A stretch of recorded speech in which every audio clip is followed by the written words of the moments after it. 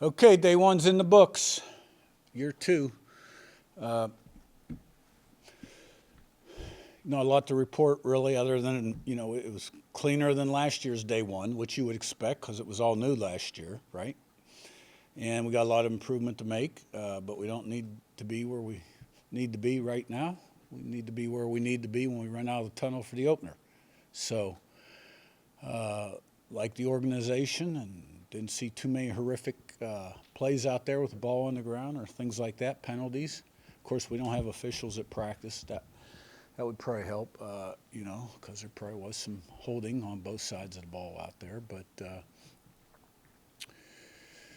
the key to the drill is we got to get better every day, develop consistency and performance day in, day out, play in, play out, practice to a high standard, and that's how you improve.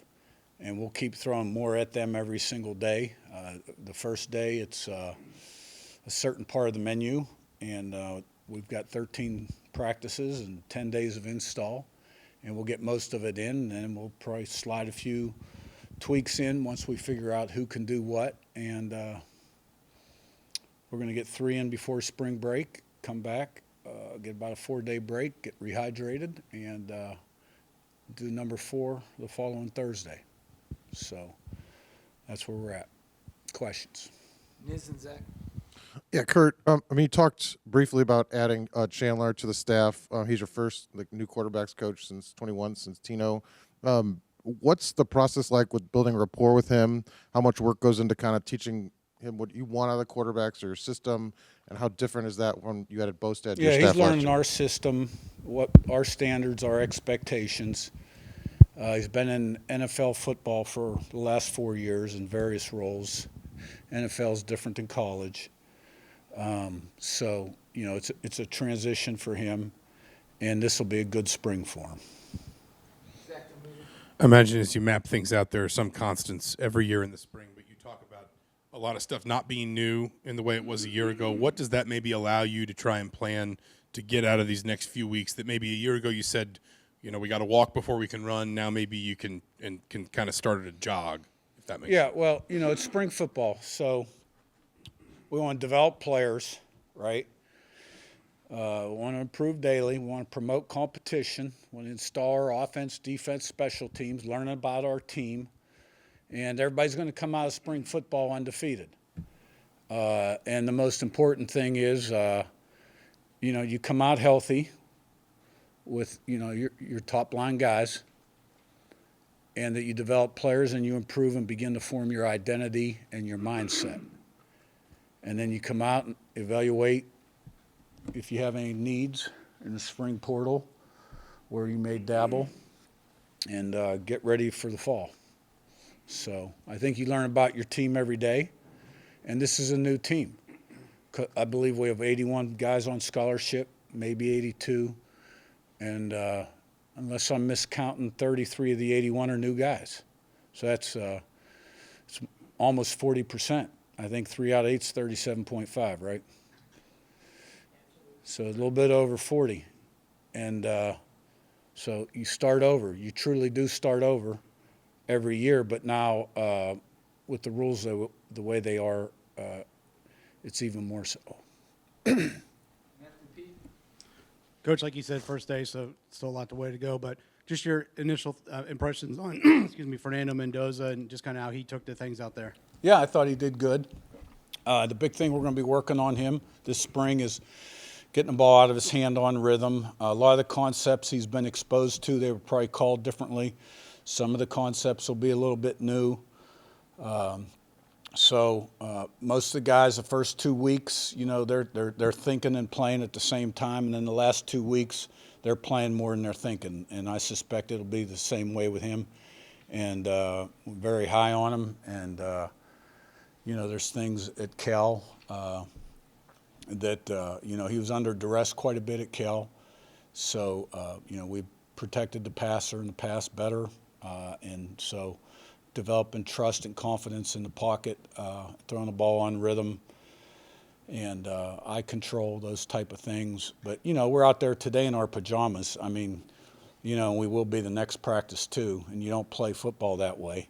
So Today it was almost like muscle memory drill. Okay, this is where you go period 1, period 2, that kind of thing.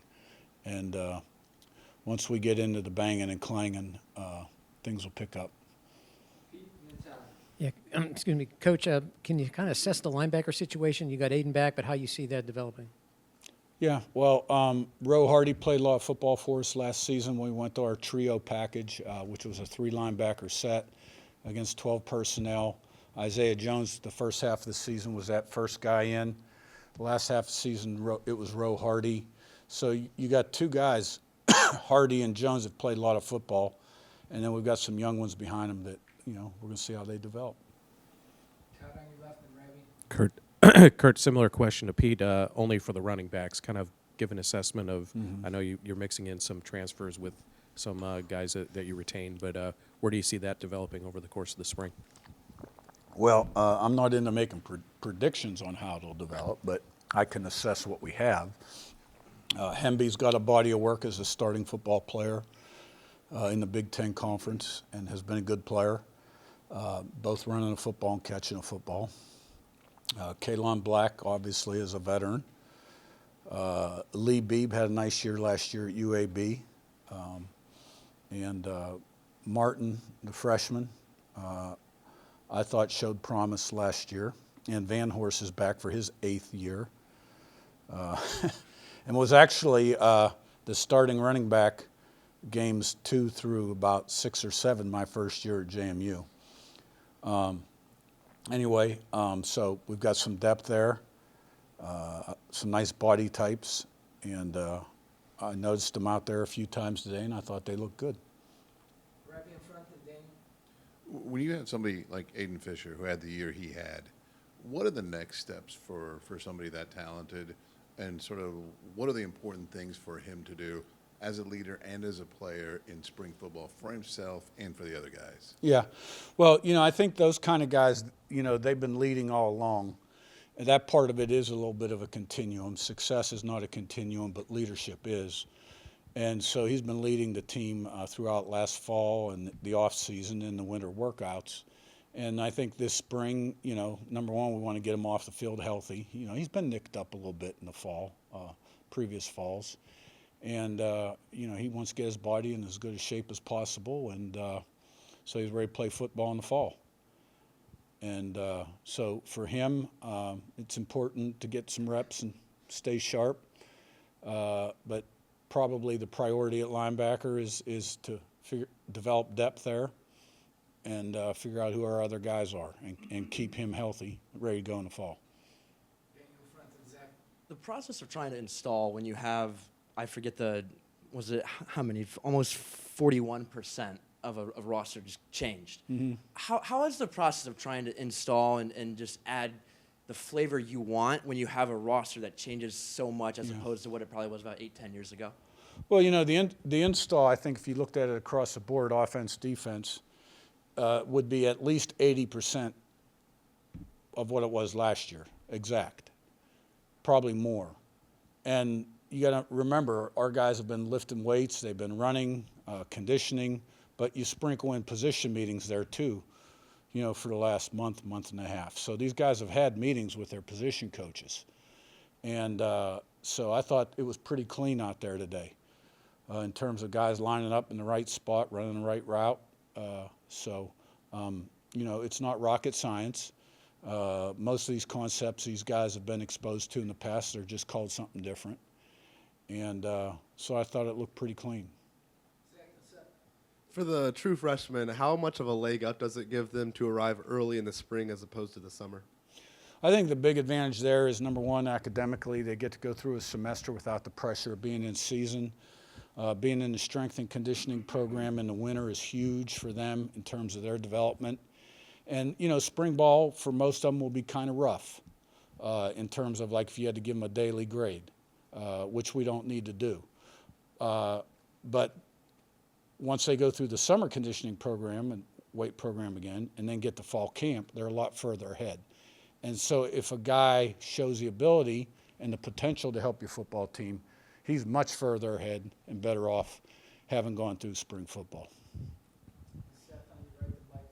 Kurt, with Fernando, it's not that often that you have a quarterback come in and have his younger brother be in that quarterback room with them. I mean, is that something you've had before? And I guess what's that dynamic like? You know, is that kind of bringing out extra juice and competitiveness out of them to have each other there? No, I'd never had that before. But I know the young one will push the old one as hard as he can. And he's got a good future. So they're two great kids. Mike, in the right with Joe. Yeah, Coach, I've often heard you say you're hunting for complacency within your program. I'm curious at this stage, coming off a good season, first spring practice, kind of what are the red flags or hallmarks of complacency that you'd be looking for? Well, you know, the strength and conditioning coach, Derek Owings, had very positive things to say on a daily basis about what was going on downstairs and in the running program. So it looks like we passed that mark. And I thought today was a very solid day.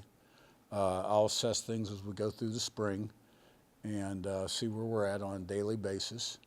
And but look, this is a football team that didn't finish the season very well. Went up, played in college football playoff, and didn't play like we wanted to play. Have some things to prove, but you know that's all in the past. These are a whole bunch of new guys, new team. Every team in America is pretty much that way. Probably 90% of them. So everyone's 0-0 right now, and they will be heading into game one in the fall. And it's all earned, not given, between the white lines. Joe on your far right, and we'll wrap with Liz. Coach, you said you learn something new about your team every day. What did you learn about them today? I thought it was a solid day. I thought they did a nice job of handling the workload, and you know, it looked like football out there. All right, guys.